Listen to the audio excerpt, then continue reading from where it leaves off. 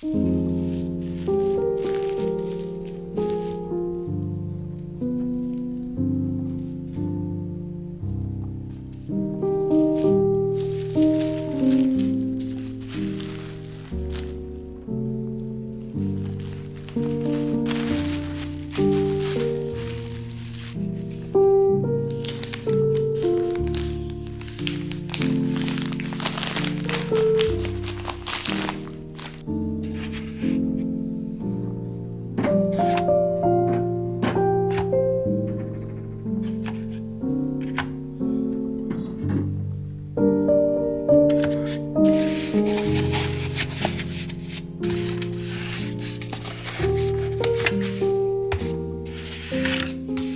morning.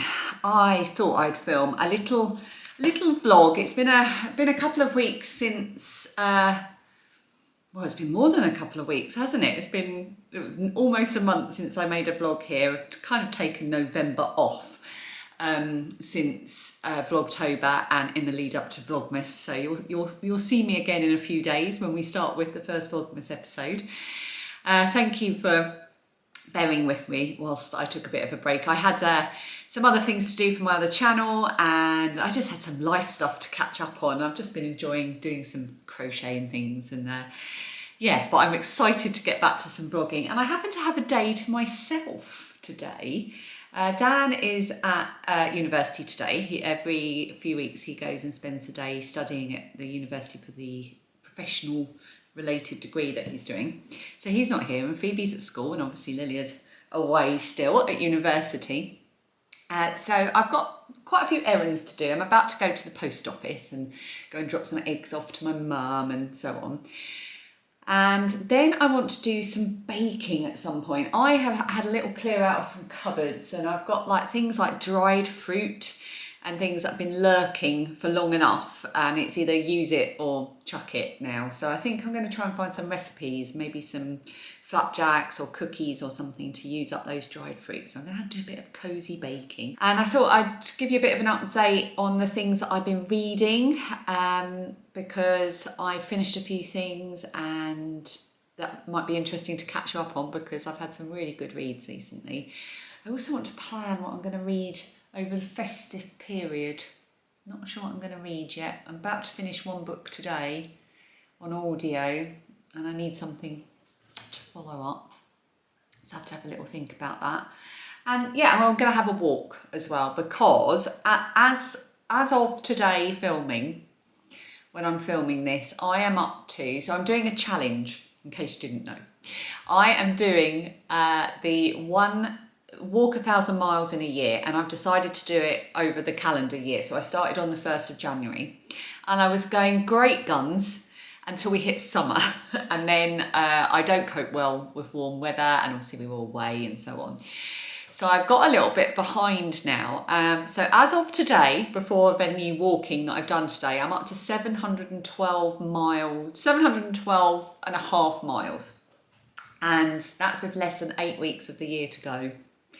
So I'm going to have to really pull my finger out and walk about 5 to 6 miles a day if I want to hit the 1,000-mile target. I don't think I will, but I'm really going to try. I love a challenge and I love walking. So let's see where it goes. So far this week I have walked about 6 miles a day, and I'm going to have a little bit of a walk later. It won't be that far, but yeah, I'll take you along with me for that as well. So it's going to be quite cozy, bookish, baking, walking, that kind of thing, faffing about. Yeah, so right now I'm going to get my shoes on. I'm off to the post office to post some things, and then I'm going to pop to my mum's to drop off those eggs.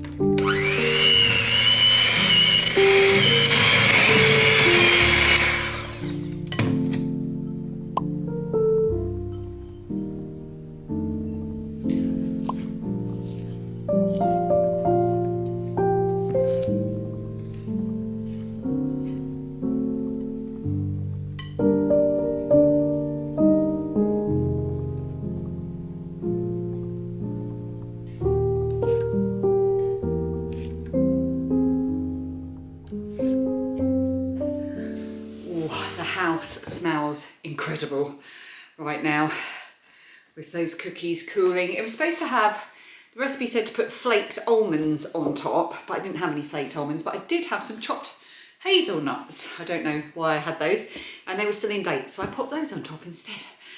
They look really good. I haven't tried one yet, but I shall be later. I'm gonna go out on my walk now. Having said it was a beautiful autumnal day, it's now overcast.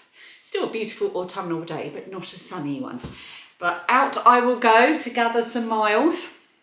And whilst I get my shoes on, it's a handy time for me to tell you that I am partnering with Wild for this video, and they have just launched their new Emma Bridgewater Star Case range and 3 new refills. Arctic Ice Cream, Enchanted Forest and Plum and Frosted Pear. Yeah, so the cases are gorgeous. I absolutely love them. I've been using Wild for just under a year now. They make refillable natural personal care, deodorant, shower gels, lip balm, with no nasties, no aluminium, salts, parabens, sulfates, because who wants those? They're cruelty-free, vegan, the refills are compostable, even the shower gel bottles actually, and they're all plastic free as well. But what I love most are the scents. I'm just gonna grab this one, because when you're wearing them, you just get this occasional whiff of the smell, and it's just gorgeous. It's a bit, to me, it's a bit like wearing perfume, and you just don't get that with normal deodorants. And because they're natural scents, it just smells lovely. And also, the other thing I love is because they're natural ingredients, I feel like I can top it up if I feel like I want a little bit of extra scent wafting around me. I can just slather it on whenever I want, and I don't feel like I've got chemicals going into my body. So I'm going to go straight in with Arctic Ice Cream. Arctic Ice Cream? No, Arctic Ice Queen.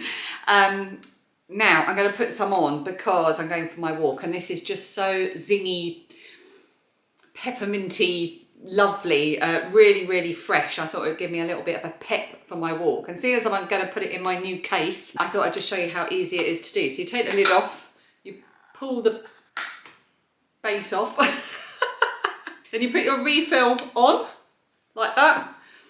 You put the thing back on and you just twist it and up it pops. So you don't need to see me put that on. But I will do that in a minute. I have an amazing discount for you. This is the biggest discount they've ever done. So you can click here for 33% off all Wild products. Like I say, it is their biggest discount ever. The code is wonderful33. I will put also a link in the description box and a pinned comment. But like I say, you can just do the thing with the QR code as well, and that will take you straight there. I've just realised the cat's underneath the table. Okay, I'm going to get this on. Oh, it's just lovely. And let's head out into the fresh air for a lovely walk, and then come back for some lunch, because I've just realised I'm actually quite hungry.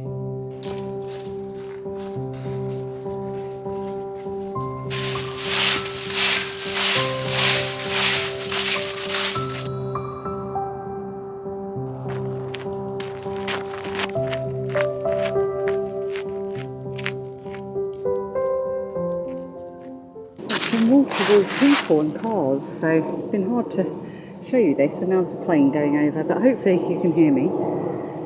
These are fantastic. These are the striped mittens according to Badagak, except I made them fingerless, and they're made from taku wool. I'll try and make the pattern and everything underneath.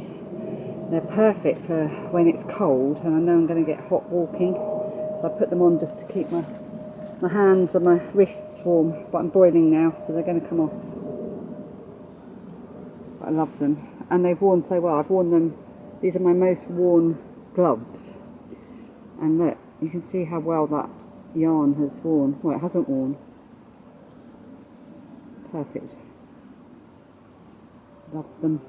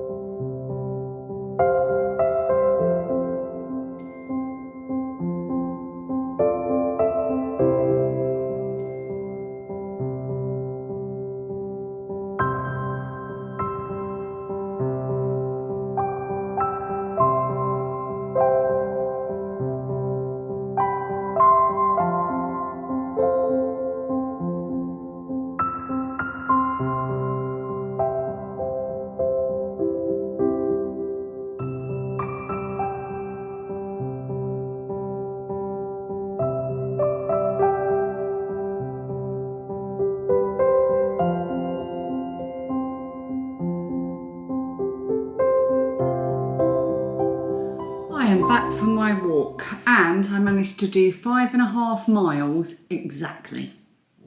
I had to do a little bit. I got back to the house, I had about maybe a quarter of a mile and I thought, I'm just going to walk around. So I walked to the end of the road and back, and I managed to do it. So I'm really, really pleased. I really enjoyed the walk. It was so autumnal, it was so beautiful. It was a walk where I was just making it up as I went along, and it wasn't on too many roads, and I loved it. And the cookies are smelling amazing. But about 3/4 of the way round on my walk, I suddenly started really craving eggs over easy on toast. So that's what I'm going to have now for my lunch. And then I'm going to tidy up a bit because this kitchen is looking a bit of a mess, to be honest. And while I was on my walk, I finished my current audiobook, which has been a long one. I have just finished Demon Copperhead by Barbara Kingsolver, which is a modern retelling of David Copperfield. It was recommended by my friend Emma, who read it earlier in the year, and because of that I thought, I'd like to reread David Copperfield. So I listened to it on Audible, read by Richard Armitage. If you haven't listened to that version, it is incredible, incredible. I fell in love with it all over again. And I'm so glad that I listened to that fairly recently, because then I was able to kind of map back the characters in Demon Copperhead. Anyway, what I thought I might do is, after I've had my lunch and done a few bits, I might sit down and we could have a little book chat and a little catch up on what I've been reading, because I've read quite a few things since I last spoke to you about my books.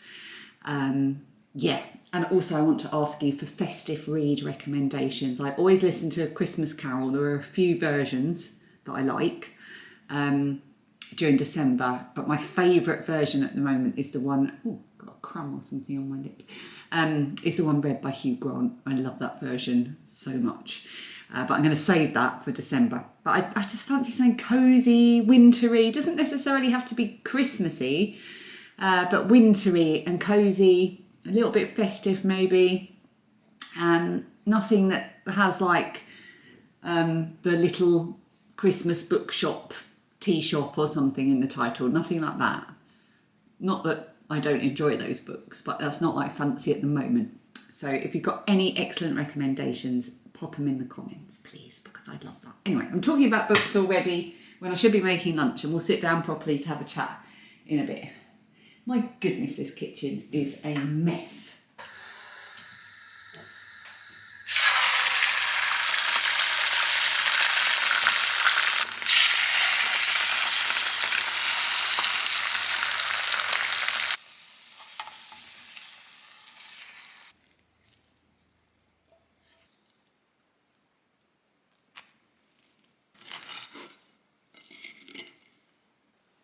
Oh, Phoebe's home from school. It's just coming up for 3 o'clock. I forgot that on a Wednesday they finish early, because I'm still getting used to being every so often at home on a Wednesday.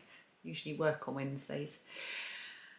But because of Dan doing his degree, I've swapped some of my working hours around every so often. So I'll work some weeks Wednesdays and Fridays, and some weeks Thursdays and Fridays. So that's very boring. You don't need to know that. I've got a mug of hot water with lemon, mainly just to keep me warm, because it is very cold. Very cold. The heating isn't due to come on for a wee while yet, and I'm sure as hell not putting it on. It's too expensive.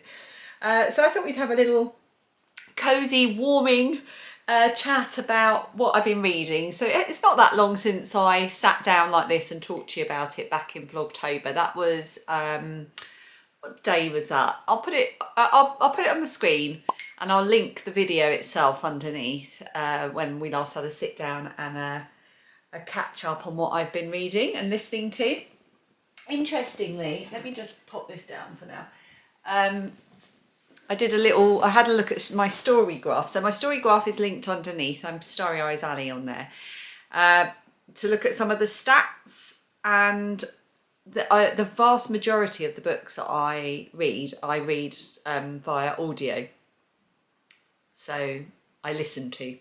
I earhole read rather than eyeball read, which just goes to show, I think, how much the rise of audiobooks, which I started listening to about 3 years ago, and then really picked up over the last few years, and it's made a huge difference, the books that I can consume, because I can listen to them as I'm walking, I can listen to them as I'm commuting, I can listen to them as I'm pottering about doing things, and I love it so much. I love finding books that have just been so well narrated, just like one I'm about to talk about now. Yeah, so the last time I spoke to you, I was in the middle of listening to A Court of Thorns and Roses, and I was just about to finish Rewitched by Lucy Jane Wood. So let's go in order. I'm just going to have a look at my story graph and we'll go from there. Okay, so the first book I finished was Rewitched by Lucy Jane Wood. I've got this beautiful copy that I pre-ordered. The moment she said she had written a book, I pre-ordered it. I watch Lucy's channel. I have done for quite a long time. I really love her videos, and I knew that if she was going to write a book, immediately I was going to buy it. So this is the copy that I got from Waterstones. It's gorgeous, it's signed, it's got the beautiful sprayed edges as well. I just adore it. And it's got the lovely constellation end pages, really, really lovely. And I love this. I gave it 4 stars. This is her debut novel. It was fantastic. It was magical. It was funny. I liked the kind of world around magic and how witches exist in the world and the rules around it in this book. Yeah, I don't know why I'm putting it down when I'm still talking about it. Really enjoyed it. We follow the main character is called Belle, and she is just about to turn 30, or she is turning 30, and she has had magic since she was a teenager. Her mum was a witch, her grandmother was a witch as well, and she hasn't really done much with it. She's just sort of got on with it. It's just been a background thing that she's got, that she uses, you know, just to make her life a bit more easy flowing, really. And but at 30 they need to go, they get called back to the coven, and they need to prove basically that they are worthy of their magic, and if they're deemed not to be worthy of their magic, they need to relinquish it basically and live without it. This feels a bit high up. I don't know if I've explained that premise very well. Oh yeah, no, I'm just reading the synopsis. Yeah, that's pretty much it. And then, so she realises with a month to go, basically, that she really doesn't want to lose her magic, and she does want to make the most of it. So she gets a mentor who's got a bit of a sketchy past. His name is, I can never remember his name. Artorius, or Artie. So he becomes her mentor, and I won't say any more because I don't want to give spoilers. Any more than that, I think, would be a spoiler. There is a love interest as well. The little romance in this is really lovely. It's really well written. It's very sweet. This has got a very, very, very, very not no spice, but a very low simmering level. Paprika. It's got flavour, but not spice in it. You're quite safe with this if spice is not your thing. It's cosy. It's lovely. And I really enjoyed it. And not only that, but she announced the other week that she has written another one. It's called Uncharmed. So I pre-ordered that as well. I'm well and truly on the Lucy Jane Wood as an author train. I then finished listening to A Court of Thorns and Roses. So when I last spoke about this, I was feeling confused. I'm going to put a picture up. I'm going to try and not give spoilers, but I'll put a picture up, and when it disappears, it's when I've stopped talking about it. The only reason I might slip into spoilers with this is because I had so much confusion around it last time. I just didn't understand what was going on at that point. However, as the story went on, a lot more was explained about the reasons why the main character of Farah had been taken to the land of the fairies after she accidentally killed one of their kind who she thought was a wolf. Turned out it was a fairy in wolf form. So she gets taken back to live with them. and all manner of things ensue, and things come to light, and then it takes a really, really dark turn where she gets captured by like the high fairy queen or something. I can't remember exactly what her role is, but she is evil, really evil, and she gets captured by her, and she's in a dungeon for ages, and oh my word, she's in all manner of mess and pain and injury, and she has to go through all these tests, and it is really, really dark in places. There's massive content warnings. Oh my goodness, I don't even know where to start. Violence, murder, torture, kidnapping, sexual assault, misogyny, fairy kidnapping, wolves speaking. It is dark. It is not my kind of thing. I'm really glad I read it because it's been such a big book that I hear all about. And everyone keeps telling me that they do get better as the series goes on. Would I read the next in the series? Yes. And would I read any more by the author? Yes, because I had some conversations when I went to a knitting retreat recently with people who are big fans of Sarah J Maas, and they recommended the other series that she has written. I don't know, my story graph is being too slow and I can't find out. But yes, I would definitely give her a go again. I gave this one 3 stars. Yeah, I'm not sure if I'll ever get over it.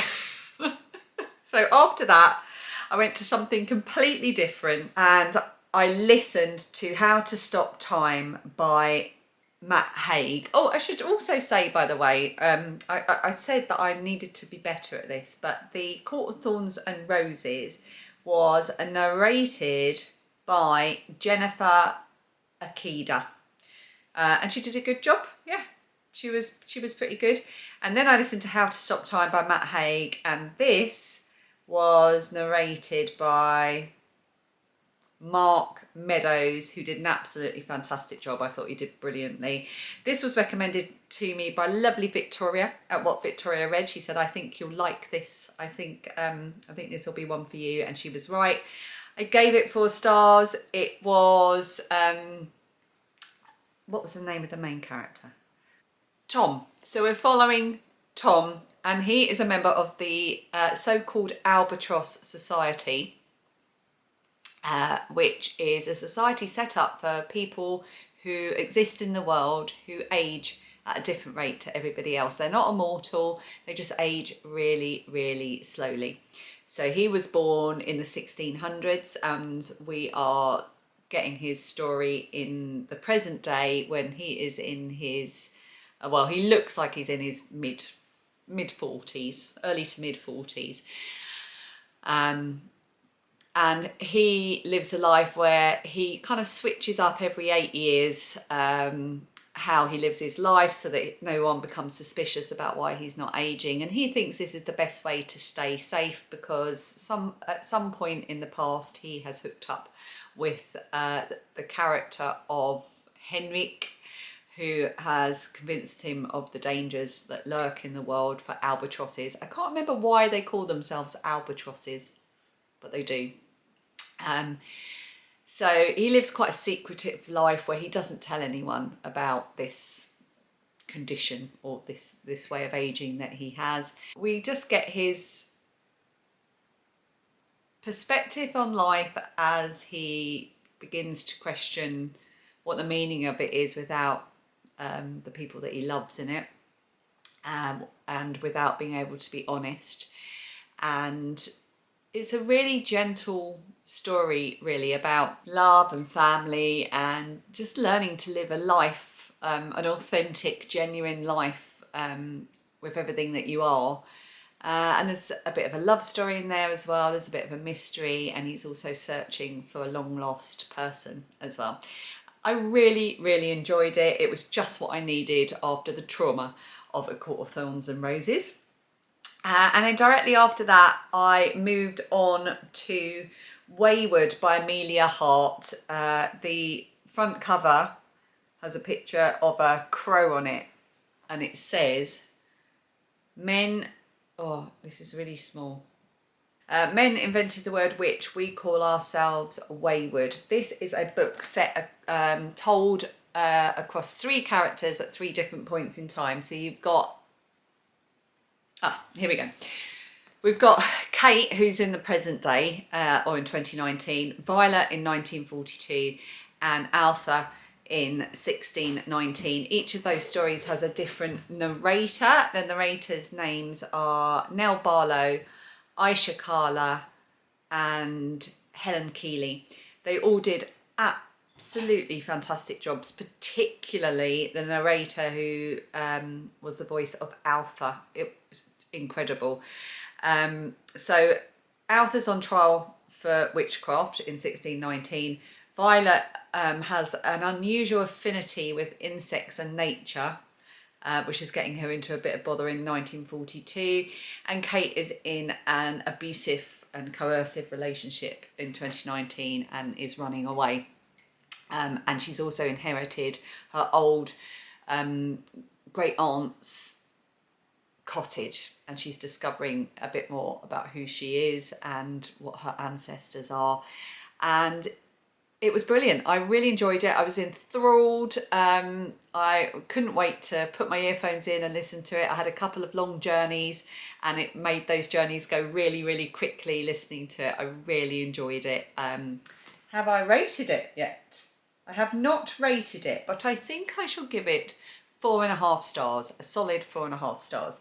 And then last night I finished my next eyeball read, which was The Phoenix Keeper by S.A. McLean. I'm just going to have a sip of this before it goes cold.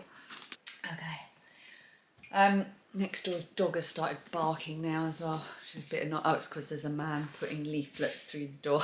He just looked through the window at me.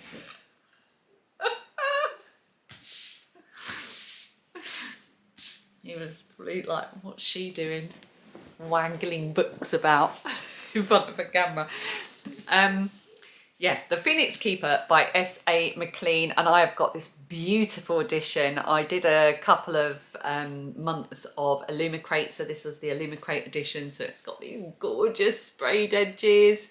And the best bit about this, so I read this whole book with the dust cover on because I wanted to preserve the book underneath. This is the yes, I know next door's dog. Oh, look at that. Is that upside down? Yes, it is. So this is hard to do back to front. That's the back of the book, all the way round with the tail. No, that's the front of the book, all the way around with the tail. And then you've got this on the back. Oh, it's just so good. So the Santam Kolo Zoo is where the story is set. And here is some artwork of the characters. So this is the main character, Ayla. Yeah, Ayla, I think. And then at the back, you've got Ayla with some love interest, who is... I finished this last night. You think I would blink and remember. Ayla and Luciana, or Luciana. So Ayla is a zookeeper. She specialises in phoenixes. This is a story where the animals are they're all magical animals. In this particular world, there are magical animals, and it's a sort of different world setup. There are different places, so there was a lot of names to get used to, like different deserts and countries and parts of the world to get used to, different vegetation and animal names and so on. There's a map at the beginning. Who is it? Of the zoo, which I very much appreciated. I always appreciate a map. But I would have liked a map of the kind of area of the world that they were talking about as well. I think that would have helped me to work out where these creatures were coming from. I loved this. The first 100 pages I didn't know. I was a bit like, oh, do I like this? Do I not like this? Is it irritating me? Is it not irritating me? And it is quite long. It's almost 500 pages long. But I loved it. The romance was cute. Again, this is paprika, not spicy. Paprika, not dried chili flakes. It's a very sweet romance. I was going to say something there that might have been a spoiler, but I'm not going to say it. But yeah, the romance is lovely. There's a bit of danger or jeopardy going on as well. And the main story is that in this zoo, she has a dream. Ayla has a dream of running. Ever since she was a little girl, she'd wanted to be a phoenix keeper, and she particularly wanted to help save the species. And she's trying to get a breeding program off the ground. It's been really difficult to get phoenixes to breed successfully, and there's been a few things that have happened that have kind of scuppered past attempts. So she wants to start the breeding program, and they're getting ready for that. She has a best friend who also keeps birds and phoenixes at the zoo, and then Luciana is like the zoo's star keeper. She runs the popular show for the public, which is the Griffin show, and all these magical animals around as well. So you've got like a carnivorous kelpie and mirrored flamingos and gold-dusted caimans and disappearing ducks and things like that. And at the beginning of each section, there's like as though it's from a nature book, like you get a summary of the creature and their characteristics and where they're from, and a little bit about why they're endangered. And there's a really strong conservation element to this, and it's so well done that at points I was thinking, yeah, you do have to be careful. Actually, you should always make sure that your dragon scales, if you're using them, for example, in your kitchen surfaces, are ethically sourced and naturally malted. So it was really, really good. I thought it was a very good way of like pushing the conservation element whilst at the same time keeping it so fictional and so magical. I thought it was very clever. I really enjoyed it. What is that? Some kind of fluff thing that just scared the living daylights out of me. Yeah, so there we are. I talked for much longer than I meant to there, but that's where we are right now with the books that I'm reading. It's not, of course, where we're up to, is it? I forgot to mention Demon Copperhead by Barbara Kingsolver, which I've just finished. 5 stars. What a fantastic book. So, as I said earlier, it's based on the story of David Copperfield. It's totally inspired by that, but it's set in modern times. And whereas David Copperfield was set at a time in England's history, I think it would have been in the 1800s, I think. Don't quote me on that. Demon Copperhead is set in a more modern setting throughout the 1990s into the 2000s. Again, it focuses on child poverty, and Demon comes up against all of the awful hardships that David Copperfield does, except it feels worse because it's in this modern setting. There's a lot of drugs, a lot of alcohol abuse, and deaths, and it's set at a time when the opioid crisis, particularly around OxyContin and so on, were really taking off in rural America. It's set in Appalachia, and the narrator, Charlie Thurston, I'm just looking at his face now because I've just Googled him, and that's the first time I've ever seen what he looks like. And he looks exactly, I think, how I pictured him, maybe slightly younger. Oh my goodness. He did a fantastic job. The whole book is narrated in a Southern American accent. And he did, I don't know if that's his natural accent or not. I haven't looked him up. I'm going to do that properly now after I finish talking to you. But he did an absolutely incredible job. It's a long book, it's difficult subjects in places. I really enjoyed being able to map the characters back to the David Copperfield characters and recognise which ones were, you know, characters in the book. I think that the character of Maggot, or Matthew, I think he was a standalone character. I don't think he particularly mapped back to any character in David Copperfield. He almost represented a more modern face to the book, and yeah, it was hard going in places, very difficult. And there was a section of the book, sure, 3/4 of the way through, where everyone was so high, so stoned, so off their heads on pills and prescription drugs that I felt like I needed to detox. I just felt from listening to it, like I could almost feel that kind of oppressive, I don't know how to describe it, but yeah, I felt like I just wanted to take them all and tell them to have a shower, have a proper meal, have a cup of tea, leave the drugs alone and just sit down. Life will be better. It was so well written. I loved it. And now we really are finished talking about books.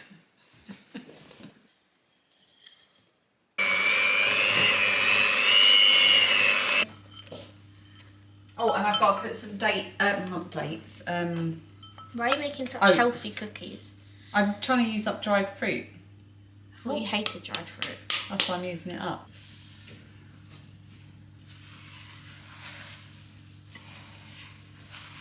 So I've decided to make toffee apple oatmeal cookies. This is the name of the recipe from a website called Love and Olive Oil. Again, I will put the link underneath. I'm going to get some kind of scoop. It says use an ice cream scoop, but I don't have one. So yeah, I had the dried apple that I needed to use, and I couldn't really find a recipe I like the look of, but this one was for toffee apple, which actually calls for toffee bits. You know, you can buy the toffee bits ready to go, which I don't have.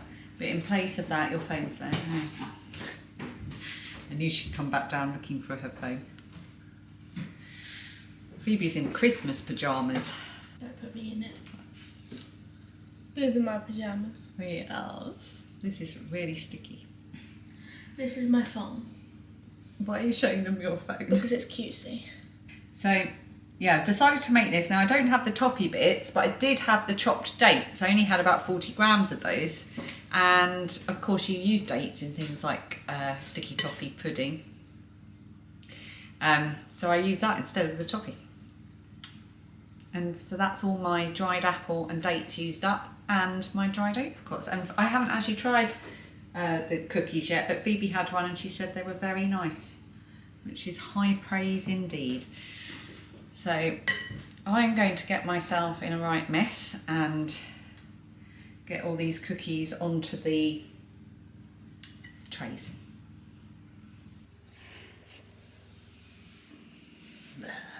Ew.